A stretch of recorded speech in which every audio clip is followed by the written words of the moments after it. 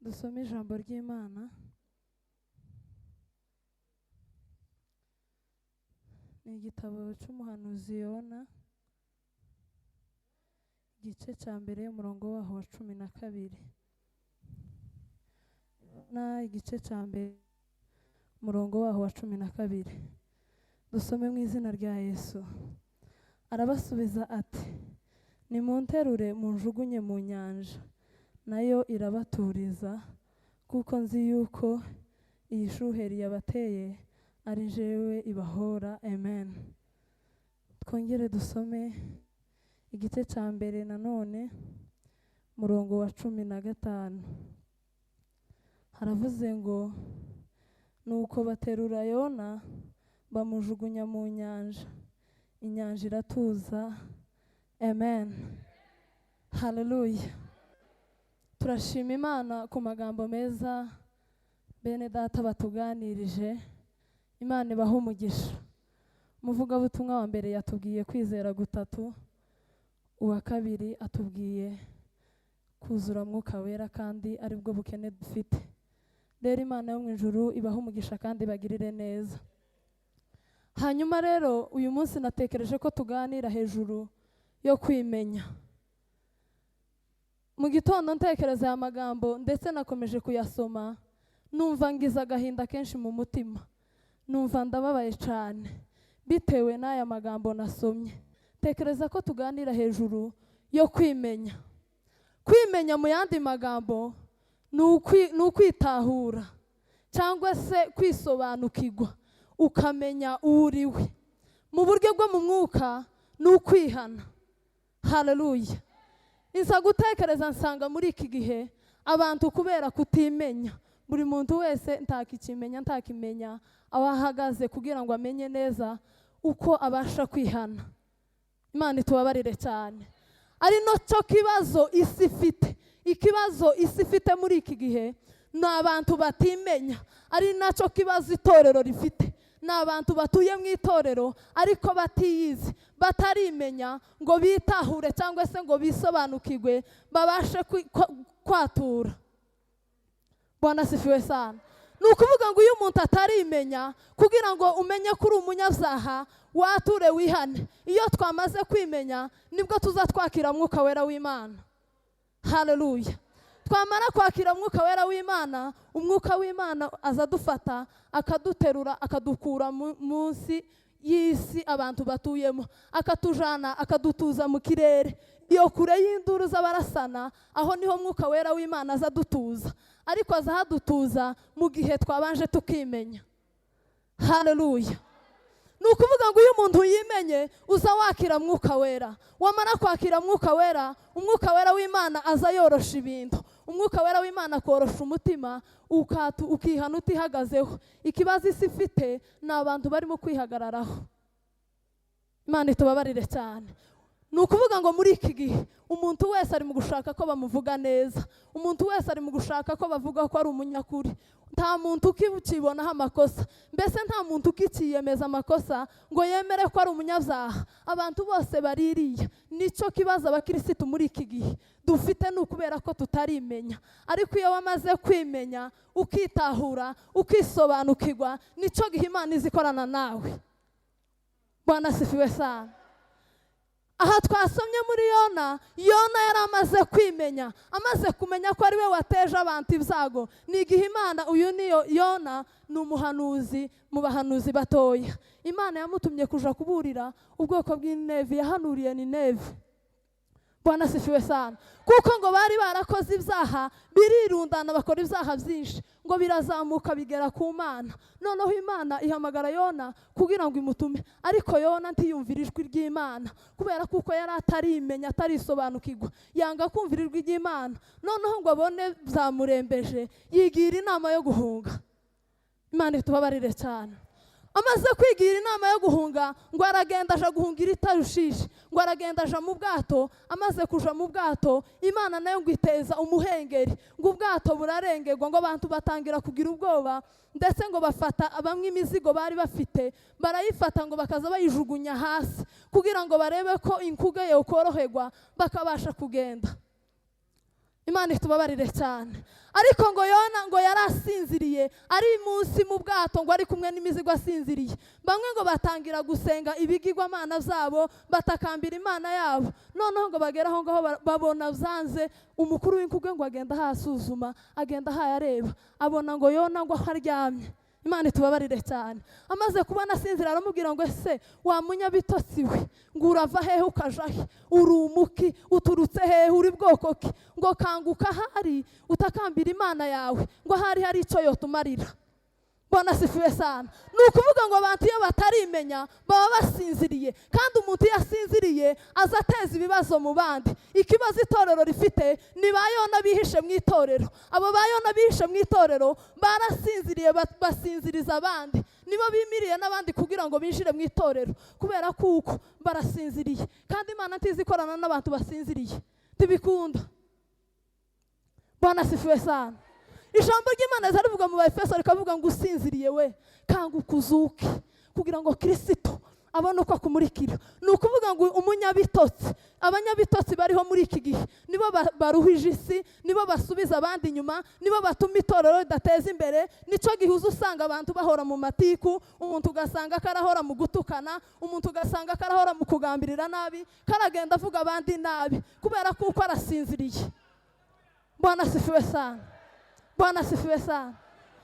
Kuko iyo umuntu asinziriye ntiyumva, umuntu iyo asinziriye ntaza akora, umuntu iyo asinziriye mbese ntaco aba yishe kandi ntaco aba yunguye kubera ibitotsi. Bwana sifiwe sana. Kubera gusinzira abantu barimo kwitera hejuru, bagira akanya gatoya bakangutse, nico gihuza usanga areba umugogo munini, areba igitotsi kiri mu jisho rya mugenzi wiwe, ntabanze ngo arebe umugogo munini uri mu jisho ryiwe. Imana itubabarire cyane. Ni ukuvuga kubera ko abantu bataramenya ngo bamenye neza, bimenye ntibagitinya Imana. Niyo mpamvu uri mu gusanga abantu benshi biremera ibintu bakavuga ngo Imana yavuze, atari Imana yavuze. Bagashaka kwiremera nk'amarezo kugira ngo bamenye ko ari abahanuzi, bakagenda bakora ibyaha bakabyitirira Imana kandi atari Imana yabivuze. Ni ukubera kutimenya. Bwana sifiwe sana. Ngo baravuga ngo mureke dukore ubufindo turebe uwaduteje ibibyago. Ngo bakora ubufindo, bamaze gukora ubufindo ngo bugwa kuri Yona. Bamubwira ngo ese tubigenze gute, tugire gute, niki dukora? Bwana sifiwe sana. Yona amaze abintwari, arimenya, aritahura, arisobanukirwa, yemera guca bugufi, kuko Imana izikorana n'abantu baca bugufi. Ubundi mu miterere yagiraga imiterere yo guca bugufi. Bwana sifiwe sana. Bwana sifiwe sana. Nico gituma Bibiliya ivuga ngo wicisha bugufi uwo ni uzazamugwa, ngo ariko wishira hejuru uwo ngo azamanugwa. Yona ngo aca bugufi arababwira ati kugira ngo iyi nyanja ibaturize nimumfate mu nterure munjugunye mu nyanja, inyanja iratuza. Bwana sifiwe sana. Duhese cyubahiro. Haleluya. Haleluya. Ngo baramufata babagabo ngo batangira kuvuga ngo ese ibi ni ibiki wakoze, ngo bagaragaza uburyo bosubira inyuma, babona ntibikunda. Ngo bageraho ngo baravuga ngo Mana wakoze ubushake bwawe, ngo hasigaye amaraso yiwe tuyatubareho. Baramufata ngo bamujugunya mu nyanja. Icyo gihe ngo Imana yari yateguye urufi rumira Yona. Bwana sifiwe sana. Ngo barangiza umuhengero urarangira, abantu baragenda, nyiri bayazane bari bamutaye mu nyanja. Yona ngo amara iminsi 3 ari mu nda y'urufi, ngo hayasenga, yariko asenga akavuga ngo Uwiteka we, ngo ese nzongera kandi mbone ngo ntuye mu rusengero rwawe rwera, ngo kuko ngo urufi rwaramize ngwije umuhengeri ngo iyo munsi mu kuzimu. Bwana sifiwe sana. Ngo habe ku munsi wa 3 Imana itegeka urufi kumuruka. Ngo rumaze kumuruka irongera kandi iramutuma, iramubwira ngo genda uje kuburira ubwoko bwanje. Bwana sifiwe sana. Yona afata urugenzo aragenda, noneho yumvira Imana kubera kuko yari yabonye ivyo Imana yamukoreye. Taho umuntu yohungira Imana, n'Imana niba yaraguhamagaye ukwiriye kumvira ijwi ry'Imana, kuko Imana ntaho twoyihungira. Imana izi byose, ni iteka ryose, ishobora byose, iriho none kuzageza iteka ryose. Niyo mpamvu tudafite aho twoyihungira, kuko aho turi hose ni mu bwihisho bw'Uwiteka. Bwana sifiwe sana. Bwana sifiwe sana. Yona ngo aragenda aja kuburira ubwoko, agenda ngo urugenzi rw'umunsi umwe, aragenda avuga ngo arangurura ku ijwi rirenga, aravuga ngo hasigaye iminsi 40 Imana ikarimbura abantu b'i Nineve. Ngo bamare kubyumva barimenya, bamenya ko bakoze ibizira imbere y'Uwiteka. Ngo umwami ahaguruka ku ntebe yiwe, ngo yicara hasi, ngo hamagara abatware, bambara ngo ibigunira. Bwana asifiwe sana. Ngo arangije atanga itegeko, aravuga ngo ntihagire umuntu ugira icyo asogongera, ngo ndetse n'amashu muyakingirane, ngo yirirwa akingiranye, kugira ngo dutakambire Uwiteka. Ngo hari Imana yo kwigarura, ngo ikagabanya uburakari, ikatugirira neza. Bwana asifiwe sana. Abantu b'i Nineve ngo babigenza gutyo, Imana ntiyabarimbura, ariko ngo Yona biramubabaza cyane. Bwana asifiwe sana. Ubundi impamvu Yona yari ko yanga kuja kuburira ubu bwoko bw'i Nineve, ubwoko bw'i Nineve ngo abantu b'i Nineve bari baragwanye n'Abanyesiraheli. Bamare kugwana n'Abanyesiraheli barabica cyane, bicamwo abavyeyi ba Yona. Bamaze kwica abavyeyi ba Yona, Yona turahari imfuzi. Iwe mu mitekerereze ye no mu myumvire yiwe yari akeneye ko Imana irimbura igakuraho.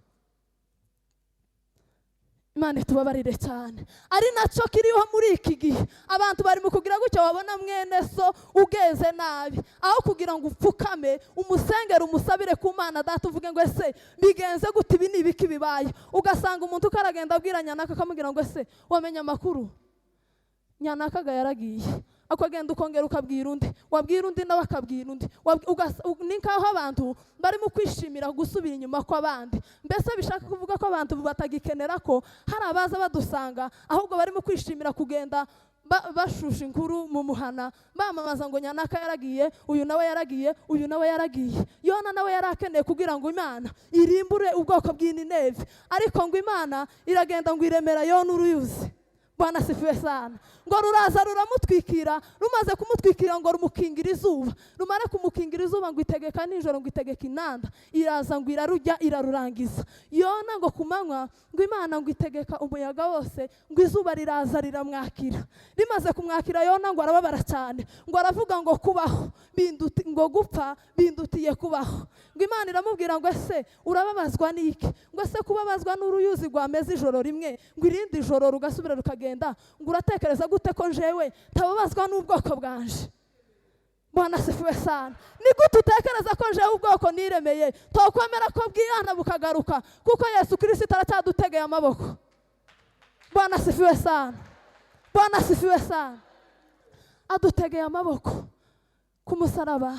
Indahiro Yesu yamanukanye ni imbabazi. Ni ukuvuga ngo indahiro tugirana na Yesu ni imbabazi. Imbabazi nizo Yesu yamanukanye aza mu isi yacu atuzaniye imbabazi. Nta yindi ndahiro tugirana na Yesu usibye imbabazi gusa yadukunze. Bwana asifiwe sana. Ab'i Nineve bamare kwitahura no kwimenya, Imana ibarinda kurimbura. Bwana asifiwe sana. Dawudi impamvu Imana yamukundaga iravuga ngo mbonye umutima wanje ukunda kandi nkamwishimira, mbonye umeze nk'uko umutima wanje ushaka. Dawudi ngo yagaza acumura kenshi, ariko akagira umutima wo kwihana. Abantu iyo batarimenya ngo bitahure, baza bahora biyeza buri mwanya. Ukamenya kuko Imana yacu ari yera, natwe dukwiriye kwera iteka ryose, twarangiza tukayisenga mu kuri no mu mwuka. Bwana asifiwe sana. Dawudi kubera umutima yagiraga, Imana yamivuga ngo mbonye umeze neza uko umutima wanje ushaka. Bwana asifiwe sana. Bwana asifiwe sana. Dawudi rero nawe hari igihe yari amaze kubona ko amaze kuba umwami, ngo amaze kugira abasirikare, amaze kugira n'abantu, Satani ngo araza amwosha kugira ngo abari ubwoko bwa Isiraheli. Kandi mu mategeko ubwoko bwa Isiraheli ntibyari byemewe ko hari umuntu wo bubara. Imana itubabarire cyane. Ngo ahamagara umugaba w'ingabo ari we Yowabu, aramubwira ngo mugende ngo muve i Berisheba mugeze i Dani, ngo mubare ubwoko bwa Isiraheli munzanire umubare. Aramubwira ati ntibikunda, ubwoko n'ubw'Imana, abantu bose si abawe. Rero ntibikunda ko tugomba kubara ubwoko bwa Isiraheli, kuko mu mategeko ntibazabubara. Ngo itegeko ry'umwami, itegeko rya Yowabu ntiryumvikana, ngo iry'umwami aba ari ryo riruta iryo ngiryo. Dawudi ngo aragenda baramuzanira. Bwana asifiwe sana. Bamaze kubamuzanira ngo noneho ngo Imana irarakara cyane. Imana imaze kurakara ituma ngo umuhanuzi, Dawudi yari amaze kuvuga ngo ibi nkoze ni ibiki, imutumaho umuhanuzi Gadi. Araza aramubwira ngo Uwiteka arantumye ngo kubwire ngo uhitemo ibyago bitatu. Imana itubabarire cyane. Nguhitemo inkota y'ababisha bawe amezi 3. Bwana sifiwe sana. Ngo cyangwa se uhitemo inzara imyaka 3, ngo cyangwa uhitemo mugiga y'iminsi 3. Ngo Dawudi arabitekereza, noneho Gad aramubwira ngo bitekerezeho hanyuma umbwire icyo nsubirayo nkaje kubwira uwantumye. Ngo bitekerezaho, ngo yumva arashobewe cyane, aravuga ngo aho kuvuga ngo ingwe mu maboko y'abantu, Bwana sifiwe sana, ngo ahubwo nogwa mu maboko y'Uwiteka, ngo kuko Imana iyo ifite imbabazi. Bwana sifiwe sana. Aho kugira ngo aje kugwa mu maboko y'ababisha banje cyangwa se ngo inzara itera Abisiraheli, ngo ahubwo nogwa mu maboko y'Uwiteka. Iyo yari atoye yari mugiga. Imana itubabarire cyane. Imana imare kumva ko Dawudi bigenze gutyo, ituma marayika wayo azana inkota atangira kurimbura, azana mugiga iratera imihana, abantu batangira gupfa. Dawudi ngo abibonye aca bugufi, aragenda abwira Imana ngo Mana, ni jewe wacumuye, izi ni intama ntacyo zihaye zizira, ubwoko bwawe bwa Isiraheli nta kintu babuzira kuko ni jewe wacumuye. None iyi nkota yihindukize ngo izi ndimbure jewe n'urugo rwa data twese, ariko abako barazira ubusa. Imana ngo imare kumva ko Dawudi aciye bugufi, itegeka marayika kugira ngo ahagarike inkota. Bwana sifiwe sana. Marayika ngo yarahagaze ku mbuga ya Arunoni, amaze ngo ibwira Dawudi ngo zamuka uje kuntambira igitambo.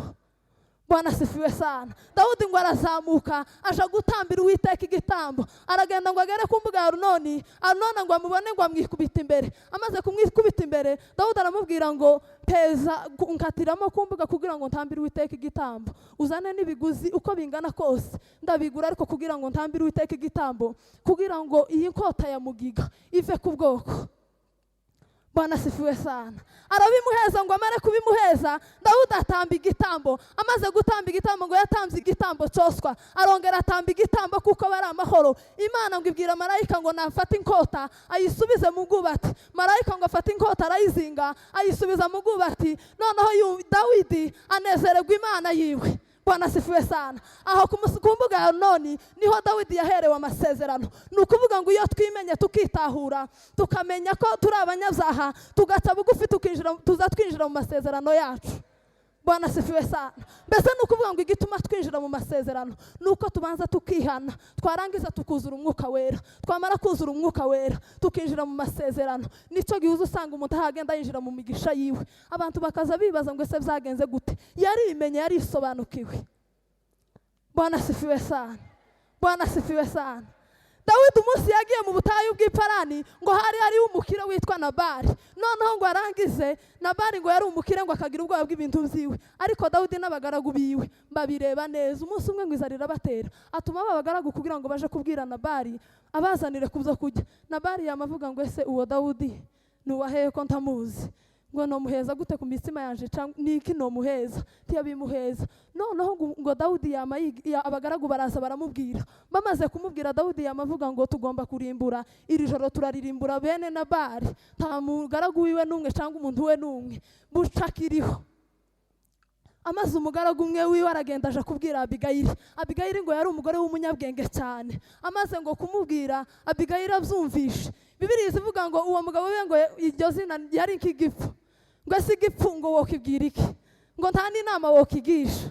Imana itubabarire cyane. Abigayili ngo yamagenda acumba imitsima, arazana ngo ashira ku ndogobe, aragenda aje gutega Dawidi iriya iyo yaraye. Bwana sifiwe sana. Haleluya. Ngo baragenda n'indogobe, ngo baragenda ngo bagere mu nzira ahura na Dawudi, ngo yikubita imbere yiwe, ngo aramubwira ngo mwami, iki cyaha umugaragu wawe yakoze ukimbareho, ngo ndetse Nabali ni umugabo wanje ariko ni igipfu, ngo iryo zina ryiwe ngo uko nyine niko ameze. Bwana sifiwe sana. Abigayili umugore w'ubwenge, Dawudi ngo aramusubiza aramubwira ngo izina ryawe rishimwe, ngo ndetse n'ubwenge bwawe ngo nabwo bushimwe. Bwana sifiwe sana. Kuko yari amaze kumuhanurira.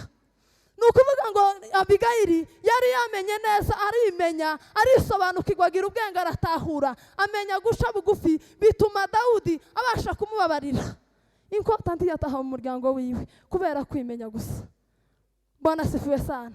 Mureke duce bugufi, twimenye, twisobanukirwe, kuko ibigize umukristo mu ngingo nyamukuru zigize umukristo ni ukwiyeza, tugahora twatura, tukamenya kuko Imana igira neza. Bwana asifiwe sana. Hari aho nasomye muri Yohana, Yesu yaza abwira abigishwa biwe, arababwira ngo nibabanga ngo muzomenye ko ari jewe babanje kwanga mbere. Bwana asifiwe sana. Ariko muri iki gihe umuntu ari mu kukwanga, nyagwaka yanyanga kaza nama ngenda numva ari nk'igitangaza. Na muntu nazoza kwanga habe nubwo bene sobo kwanga. Gusa uzi kuri mu nzira nziza, uzumenya ko na Kristo nawe babanje kumwanga, uzuvuga ngo kugira ngo banyange, uwantumye niwe babanje kwanga. Bwana asifiwe sana. Uko ahangaha turi intumwa mu cimbo cya Kristo, turi abagabo bo guhamya Kristo, tugahamya iby'umuzuko. Bwana asifiwe sana. Usomye izandiko za Pawulo yagaze agenda yandika akababwira ngo mumenye ko nabanje kuba umutukanye, imba umunyarugomo, ngo ndetse ndenganya abitorero, ariko ngo noneho ubuntu bwa Kristo nibwo bwangiza uko ndi. Bwana asifiwe sana. Bwana asifiwe sana. Muri Yohana azavuga neza akavuga ngo nimuguma muri nje, amagambo yanje akaba muri mwe, ngo musabe icyo mushaka cyose muzogihabwa. Bakristo bene data, mureke duce bugufi, kuko kwihana si ubuhanga, n'ukwatura tukanamuza tukavuga ko turi abanyabyaha. Abantu benshi bari mu kwihagararaho, ariko kwihana buriya niko kwimena inda ukavuga, kandi iyo wimenya inda uzi uba ukomeye, abantu benshi baba babitinya. Bwana asifiwe sana.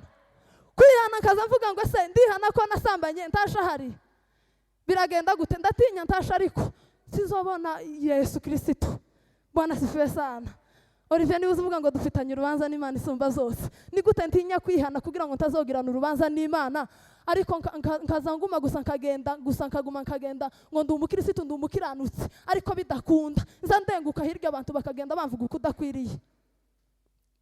Bwana asifiwe sana. Kubera kutihana abantu tibagitinya Imana, niyo mpamvu uri mu gusanga bavuga butumwa benshi bavuga ngo bagiye kuvuga ubutumwa, ugasanga ariyo bagiye gukorera amarorerwa, ugasanga abantu ariyo bagiye gukorera ibyaha, ugasanga abantu ko barigira abanyacubahiro bakanga guca bugufi ngo bature. Nico gihuza usanga Imana itakivugana n'abantu, abantu bagatangira kuvuga ngo ese noneho ngo se ubu ngubu ngo mureke twibaza ibibazo, ngo imbaraga z'Imana ngo kuzira cyabaho, ngo byagenze gute? Nguko kera Imana yagaze ivugana n'abantu, Imana yagaze ikora ibitangaza, ngo none muri iki gihe ngo byagenze gute? Mukaba mwicaraga ngo muje inama. Imana itubabarire cyane. Ugasanga abantu baricaye uko muri kumwe na ba revera na ba pasiteri ngo muvuge ngo impamvu Imana itagitanga imbaraga. Ibyo si byo bikenewe. Bwana asifiwe sana. Abantu bakera iriya ruguru aho mwagiye muba n'abandi aho bagiye baba, mwagaza musha gusenga mwese mukabanza mukihana mukatura, kandi nta muntu wagaze uyisha icaha n'uwagihishe, kubera ukuntu abihanye bagiraga imbaraga z'Imana. Bagaza bavuga ngo hari ikintu wasize, mugende musubiremwo, muje gusubiramwo, musubire mwihane. Umuntu akagenda akihana ku buryo mu mutima wawe utekereza ukumva ntacu, kandi kubera icyo abantu batinyaga Imana, ndetse no ku mahomba aho abantu baba basengera, abantu ukabona ko barahaca baba bagenda banyonyomba ngo batabumva. Imana tubabarire cyane. Umuntu akaza agenda hayatogera, ukaza usanga aho hari nk'ikintu wakoze, kubera gusuka uzi ko mu mahombe harimo abantu buzuye imbaraga z'Imana, ndetse wasiba gutangirana n'abandi amasengesho, ukaza uza wikandagira kugira ngo ukaza wikandagira ngo ese ndacyafasha abandi, biragenda gute? Bwana asifiwe sana. Bwana asifiwe sana. Mureke twimenye kugira ngo twakire imbaraga z'Imana, nuko tubanza tukimenya, tugaca bugufi, abantu bakongera bagatinya Imana, abantu bakaba mu mbaraga z'Imana. Iyo twakiye bugufi tukatura, tuzatumenya ubwinshi bw'imbaraga z'Imana, tukamenya imbaraga z'Imana ziri muri twebwe. Bwana asifiwe sana. Bwana asifiwe sana. Gehazi yaragiye ngo arasohoka ngo abona ingabo zirabagose. Araza aramubwira ati hano hanze turashize turapfuye, ariko Gehazi yaragihumirije, yarapfutse ku maso. Noneho ngo Elisa yamusabira kugira ngo ahumuke, aramubwira ngo humura, imbaraga dufite ngo aba turi kumwe nabo nibo benshi kuruta ngo bari kumwe nabo. Bwana asifiwe sana. Nukuvuga ngo iyo wamenye neza, abantu baza bakaguhanurira, ariko ntuzumve kubera ko ufite icyo utumbiriye. Abantu bakaguhanurira amafuti, abandi bakakubwira ukuri, ariko iyo ufite icyo utumbiriye ukamugenda gusa. Mureke dutumbire Yesu Kristo wenyine, kuko ari we banze ryo kwizera. Bwana asifiwe sana. Bwana asifiwe sana. Igihe Eliya yaragiye kumukurwaho, bariko bagenda mu mudugudu, bagera mu gahana kamwe, abana b'abahanuzi bakamwegera bakamubwira ngo ariko bamenye ko sobuja agiye kugukurwaho, akamubwira ngo nimuceceke ndabizi. Bagasura kandi bakagenda, yagera mu kandi gahana bakamubwira ngo ese wamenye amakuru sobuja aragukurwaho, nawe akababwira ati nimuceceke ndabizi. Tiyaciwe intege n'ayo mahanuzi, yamakomeza aragenda kugira gusa ngo asingire ico yari akeneye. Bwana asifiwe sana. Yarakomeje aragenda ntiyumva ivy'abahanuzi, kandi nyine bariko bamuhanurira ukuri, ariko iyo abumvira agasigara aho ngaho, ntiyari gusigarana imigabane. Ariko yaragiye agera aho ngaho, aramubwira ngo nuntumbira ukandeba. Bwana asifiwe sana. Haleluya, haleluya. Gutumbira umuntu nuko amutumbira udafite guhindukira urebe. Bibiri ijambo ry'Imana zarivuga ngo umuntu ufashe isuka tiyohindukira ngo nimara bikunde. Mureke twama turebe imbere gusa. Umugore umwe yaravuze ngo bya Yesu ngo ni gutya, ugize gutya kera ubusa nk'utaye umurongo w'abandi, ubusa ubusigaye. Mureke twama tugenda gutya, dukurikire Yesu tumara amaje. Ijambo ry'Imana rituganze. No rwandiko Pawulo yandikiye ab'Iroma 8:14 haravuga ngo abayoborwa n'umwuka w'Imana bose nibo bana b'Imana. Amen. Dusubiremo. Haravuga ngo abayoborwa n'umwuka w'Imana bose nibo bana b'Imana. Amen. Bwana asifiwe. Ndabiyegereje kugira ngo dusangire ijambo ry'Imana. Dusomye topic yacu, turavuga kuyoborwa n'umwuka w'Imana. Bwana asifiwe sana. Naratekereje muri no minsi ariho naje gukura iri jambo, kandi ndavuga ngo reka turisangire namwe ryobagirira umumaro nk'uwo ryangiriye. Nararitekereje kugeza igihe naribwiye bene data, kubera ko ryari ryangizeho ububasha. Haleluya. Abayoborwa n'umwuka w'Imana bose nibo bana b'Imana. Ni ukuvuga ngo nta mwuka w'Imana nta kuba abana b'Imana. Haleluya. Mara ndabitekereza, tekereza muri iki gihe turimo, muri iyi si turimo ya none, tekereza ko ari cyo kibazo dufite, nibwo bukene dufite. Sinzi nimba ari jewe wabwiyumvisijemo, ariko naragenzuye nditegereza ndeba uko ibihe bimeze, ndeba ko activite ziri aha hanze, sanga ari bwo bukene dufite. Umwuka w'Imana duwezese icyubahiro. Haleluya. Abayoborwa n'umwuka w'Imana bose nibo bana b'Imana. Muri ubundi mu muntu ni ukuvuga ngo haza hayobora ibintu bibiri. Iyo hatayoboye mwuka wera, haza hayobora kamere, kandi mwuka wera agira imbuto zawo. Iyo wemewe kuyoborwa n'umwuka, ugira imbuto za wera, kubera ko umwuka yakubereye umuyobozi. Iyo wemeye, iyo utemewe kuyoborwa n'umwuka, ukayoborwa na kamere, ni ukuvuga ngo kamere nayo agira ibyiza yera, ibyo ngibyo uzusa nabyo ukayoborwa nabyo. Duwezese icyubahiro. Haleluya. Bwana asifiwe. Ubundi kugira ngo wemere kuyoborwa n'umwuka w'Imana, nuko ubanza kuwugira. Wamara kuwugira akaza akakubamo. Mwuka w'Imana yamara kukubamo akakubera umuyobozi. Bwana asifiwe sana. Haleluya. Tiyakwamapfa gukonkoboka gusa ngo yamaze atangire kukuyobora nta ukurimo, kandi umwuka uri muri furakazi nubwo turi inshuti cyangwa espe ntiyonyobora, ntibyokunda. Keretse ugomba kuba gusa mu mutima wanje, ukaba muri jewe kugira ngo umbere umuyobozi. Haleluya. Ndatekereza muri iki gihe ndavuga ngo saba Kristo turi mu kuyoborwa n'umwuka w'Imana. Iyo ni devoir. Muri mu kubona mwebwe ibintu biri aha hanze n'ibintu turimo, mukabona ko turayoborwa n'umwuka w'Imana. icyo ni ikibazo nk'umukirisitu ugenda ugitekereze, kuko njyewe naragitekereje, maze kugitekereza numva ubukene bwacu. Bwana sifiwe sana. Ubundi turi mu kwicara ugatekereza, ukumva ko ubukene ufite, ukumva ko ufite ubukene bw'ifaranga. Naho ngaho abakirisitu dupfiriye, ukumva ufite ubukene bw'ifaranga, ukumva dufite ubukene bw'amazu ndetse na processes, kuko mu byo tuza dusengera tuza tuyishira imbere. Ariko Yesu Kristo sibyo yaturaze. Yesu Kristo ntiyigeze atubwira ngo nzabasigira processes muzaje hanze. Yesu Kristo ntiyatubwiye ngo mbaraza amazu. Yaravuze ngo icyakora muzahabwa imbaraga Mwuka Wera nabamanukira, ngo kandi muzaba abagabo nyabagabo bakumpanye. Duhezeze icyubahiro. Haleluya! Ni ukuvuga ngo nta Mwuka Wera nta guhamya Yesu Kristo. Haleluya! Ikitugira abagabo bo guhamya Yesu Kristo ni Umwuka Wera uturimo. Iyo dufite Mwuka Wera nibwo tuba abagabo. Nta Mwuka Wera nta guhamya Yesu Kristo.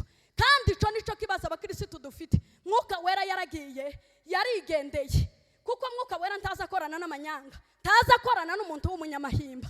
Iyo watangiye kuzana amahimba, Mwuka Wera azayisohokera, yamara kwisohokera ugasigara wenyine, wamara gusigara wenyine ukiremera ibicocero, ukikavaringa.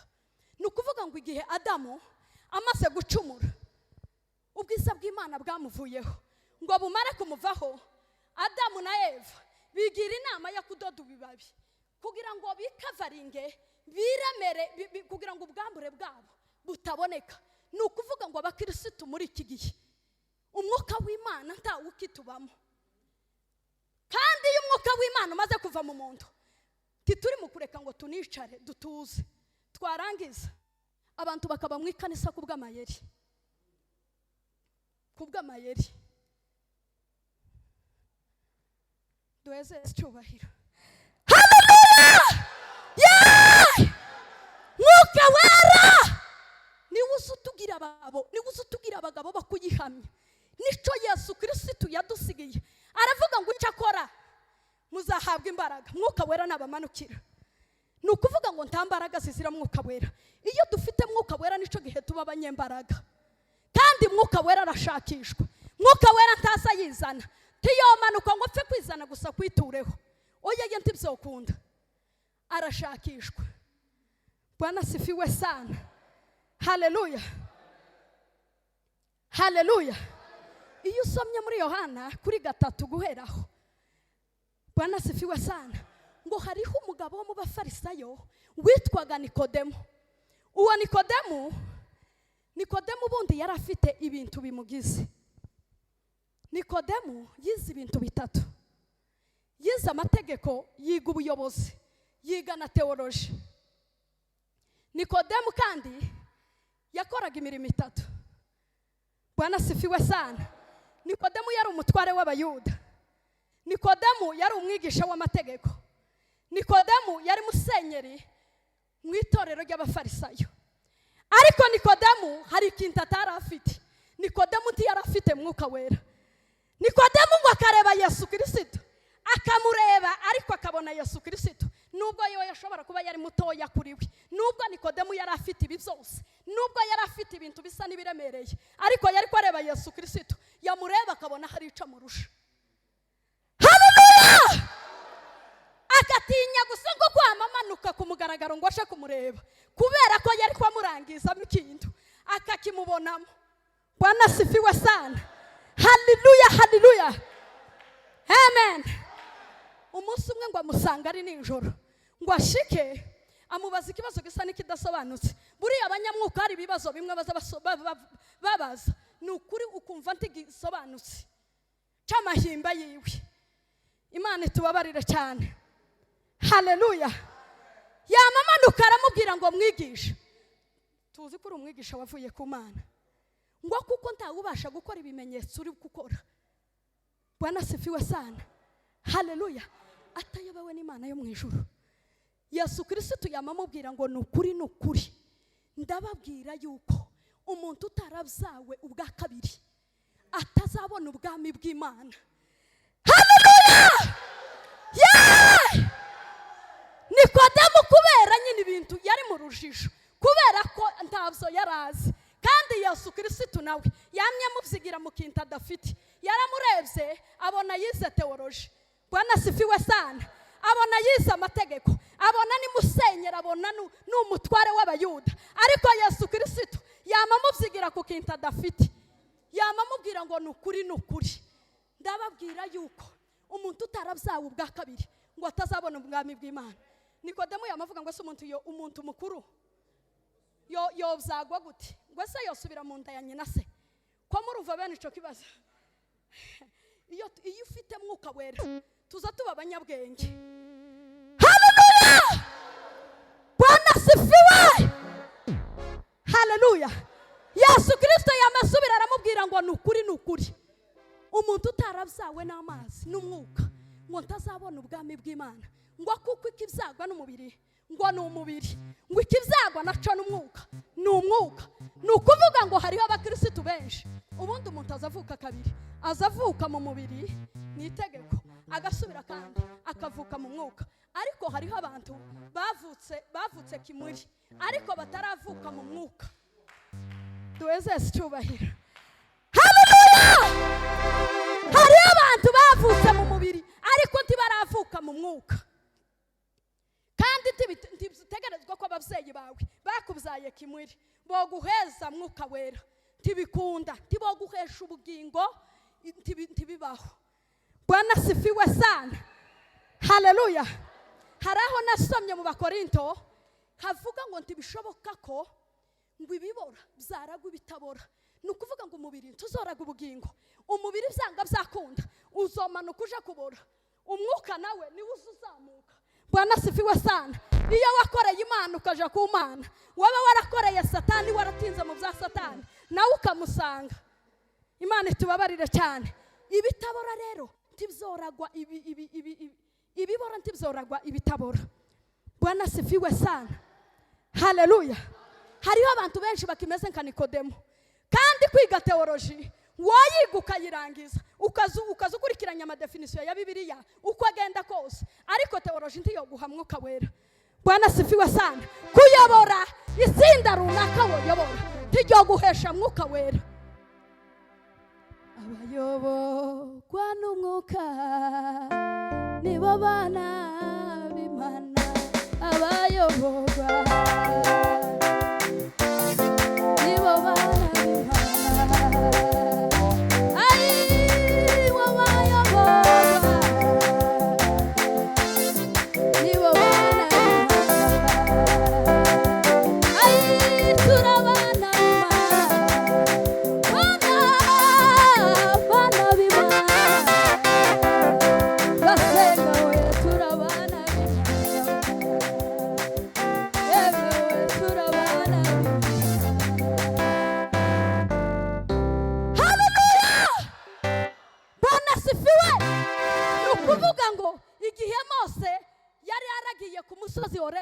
Ngo yabonye igihuru cyaka umuriro, ngo amaze kukibona ngo akaza kibona ko kirasha ariko ntigikongoke, ngo atambikishwa no kukireba. Bwana sifiwe sana. Ashitse aho ngaho yahakuye ibintu byinshi, ariko ngo mu byo yahakuye imbaraga z'umuriro. Imbaraga z'umuriro zisobanura mwuka wera. Izo mbaraga z'umuriro nizo zamushoboje kuja gukura ubwoko bw'Imana muri Egiputa. Izo mbaraga z'umuriro, Bwana sifiwe, nizo zamushoboje kumishagira amaraso. Bwana sifiwe sana. Haleluya, haleluya. Duweze icyubahiro. Haleluya! Nukuvuga ngo iyo dufite mwuka wera ntibisaba ko dukanika. Iyo dufite mwuka wera ntibisaba ko dukanika, ibintu biza byoroha. Bwana sifiwe sana. Imbaraga z'Imana cyangwa se mwuka wera niwe washoboje Mose guhagarara imbere ya Farawo, kuko Farawo yari akomeye. Muzamubwira ngo Farawo yari yoroshe se?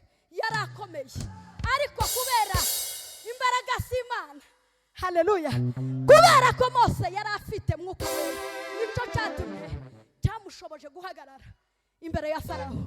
Bwana sifiwe sana. Mose igihe yari ashoreye ubwoko bw'Imana ngo ageze ahantu hitwa Refidimu. Bwana sifiwe sana.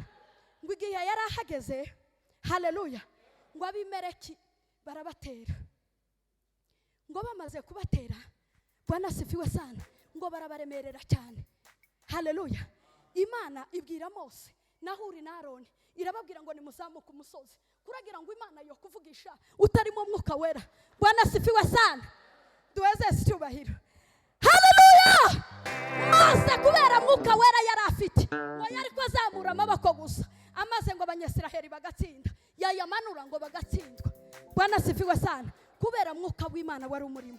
Ni ukuvuga ngo iyo dufite mwuka w'Imana, haleluya, Bwana asifiwe sana, iyo dufite mwuka w'Imana, icyambere tuza tugira urukundo.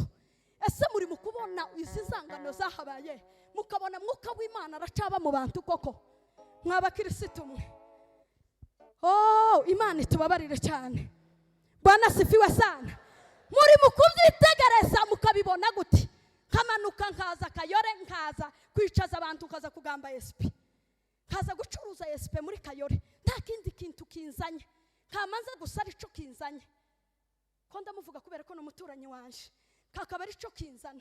Umuntu ufite mwuka wera azagira urukundo. Imbuto za mwuka wera, umwiryane uzushira. Ubundi umuntu wuzuye mwuka wera azagira amahoro ndetse akayahesha n'abantu duturanye, habe n'abanyakenya cyangwa se abantu duturanye muri quartier na mwene data, kagira amahoro ndetse kayamugezaho nawe akaza yangonaho. Ariko mwuka wera, Bwana asifiwe sana, ntazatera imvururu. Mwuka wera ntazatera umwiryane ngo abantu bakorogane. Niyo bibaye kubera ko dufite mwuka wera, uzuvuga ngo ese kubigenza gute? Ese uku niki kibaye? Ese uku ntizintewe? Tuweze icyubahiro. Haleluya. Umuntu ufite mwuka wera, urimo mwuka wera, azagira imbabazi. Bwana asifiwe sana. Umuntu yamukoshereza, hari abantu waje kumusaba imbabazi akazitangira nka definition. Kuriya ni intege nke zo kubura mwuka wera, akazifomorera. Imbabazi zizazifomorerwa. Nimba aje nkakubwira ngo pato nakoje, kubera ko gukosha bizabijana ubundi ukora ni ukosa, nta yindi definition ihari ngo uvuge ngo dorega wewe ico namye nguko kuboneraho nuko wewe wamyugira amafuti gutyo, nta gusubira mu makosa. Iyo turimo mwuka wera uzuvuga ngo nukuri ndakubabariye ndetse ukanabyishimira kuko mwene so agarutse. Tuweze icyubahiro. Haleluya. Ejo bundi numvishije akantu, umuntu aravuga ngo kubera kubura mwuka wera, manke ya mwuka wera, ngo abantu bari mu kugira za perinati mu kanwa. Kubera kubura mwuka wera twagize za perinati nyinshi mu kanwa, ngo umukinyi wananiwe gukina wese ngo azagira perinati. Imana yo mu ijuru itubabarire. Bwana asifiwe sana. Haleluya. Iyo turimo mwuka wera tuza duhishurirwa. Bwana asifiwe sana. Yesu Kristo yahamagaye abigishwa be ngo arangize yamababwira ngo ese baza banyita nde? Bwana asifiwe sana. Bamwe bamamubwira ngo uri Yohana Umubatiza, abandi bamamubwira ngo uri Eliya, abandi bamamubwira ngo uri Yeremiya. Petero yamavuga ngo uri Kristo umwana w'Imana. Haleluya. Yesu Kristo yamamubwira ngo si inyama n'amaraso bibiguhishuriye, ngo ahubwo ni data wo mu ijuru. Haleluya. Iyo turimo mwuka wera tuza duhishurirwa ibintu, tugahishurirwa ibintu. Abantu aho guhishurirwa Imana bari mu gukomeza guhishurirwa intege z'abandi, ariko mureke duhishurirwa Imana. Nimba ukeneye kumva Imana, uve ku makosa yanje pato, ugwane na paturo, numushobora nukuri uzoja mu ijuru. Bwana asifiwe sana. Ariko ikibazo twarenze imbibi, turi mu kurenga imbibi, kananirwa kwikontorora ngo nirebe ndebe intege nke zanje, ngo narangiza kagomba kugwana n'isabandi. Nukuri zizokuvuna mu mutima, uzovunika uruhu ugira ibisebe. Imana itubabarire cyane. Iyo turiho umwuka wera tuza duhishurirwa Imana. Ubundi iyo umuntu urimo mwuka wera hari n'igihuza wicara gusa, waba uri kugenda gusa. Haleluya. Haleluya. Waba uri kugenda gusa ukaza wumva uturirimba ko turamanuka kubera mwuka wera kurimo, ukaza wumva zaruga ko ziramanuka kubera mwuka wera akurimo. Ariko iyo udafite mwuka wera uza utinda ku tuntu duto n'utundi. Ikindi iyo dufite mwuka wera tuza dukura. Bwana sifiwe sana. Haleluya, haleluya. Duweze icyubahiro. Haleluya. Iyo dufite mwuka wera tuza dukura, tukava mu tupelatis Londres meritatique peritation meridance. Iyo dufite mwuka wera tuza dukura n'ukuri, tugasiga utuntu. Ejo bundi naramanutse nja kubibwira mwene data, kuko iyo twafashe rimwe na rimwe, rero si rimwe na rimwe tuza duhura tukavuga ngo ese kurabona gute. Ejo bundi naramubwiye ngo espe tubwiranira ijambo k'abakirisitu bariko baja mu ijuru kandi babaturanye.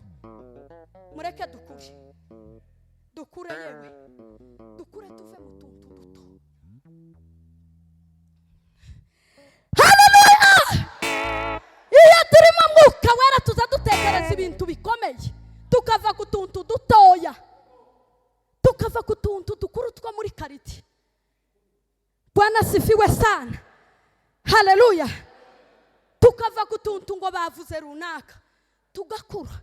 Iyo turimo mwuka wera tuza dukura. Imana yo mu ijuru idukuze mu izina rya Yesu. Ngo nimba ubuze ubwenge ngo busabe Imana. Iyo turimo mwuka wera aza twungura ubwenge. Bwana sifiwe sana. Kandi apana ubwenge bene ubu bw'incakura. Hari ubwenge buri aha hanze butari bwiza, hari ubwenge butari bwiza buri muri iki gihe. Ariko iyo turimo mwuka wera tuza tugira ubwenge buva ku Mana, ubwenge bwejejwe. Haleluya, haleluya. Bwana sifiwe sana. Abayobogwa n'Imana, abayobogwa n'umwuka wera nibo bana b'Imana. Nukuvuga ngo iyo dufite mwuka wera nibwo Yesu Kristo atureba akavuga ngo aba n'abana banje. Niko ijambo ry'Imana riza rivuga ngo igihe kirasohoye, igihe kiraje kandi kirasohoye, ngo ubwo abasenga data bagomba kuyisenga ngo mukuri no mu mwuka. Mureke tuyise iki nico gihe, igihe kiraje kandi kirasohoye, ubwo abasenga data tugomba kuyisenga mukuri no mu mwuka. Iki nico gihe. Nubwo ibintu bimeze gutya, nubwo turi mu kubona amanyanga yagwiriye, nubwo ubusambanyi bugwiriye, nubwo ishari rigwiriye, nubwo bacuruza amazina y'abandi, ariko igihe kirasohoye, igihe kiraje kandi kirasohoye, ubwo abasenga data tugomba kuyisenga mukuri no mu mwuka. Bwana sifiwe sana. Bwana sifiwe sana. Mureke bene data tugarura ibihe byacu kugira ngo twusure mwuka wera, tuve mu tuntu duto n'utundi, tuve mu tuntu turi mu guhuza abakirisitu kugira ngo twuzure mwuka wera. Muhaguruke gira dusenge. Bwana sifiwe sana. Reka dusabe.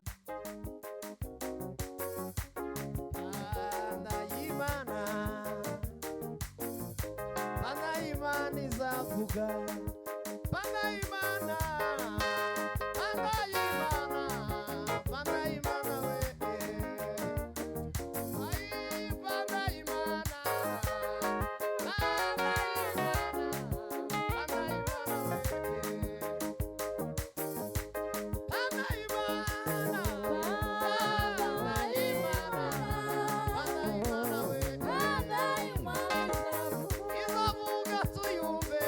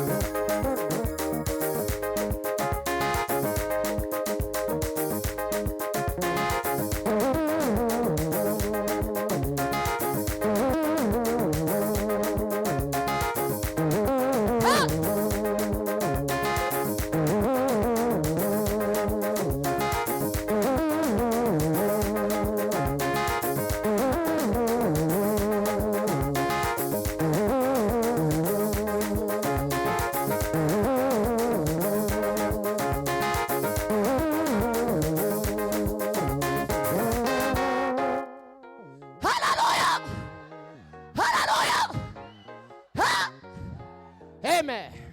Barikiwe sana.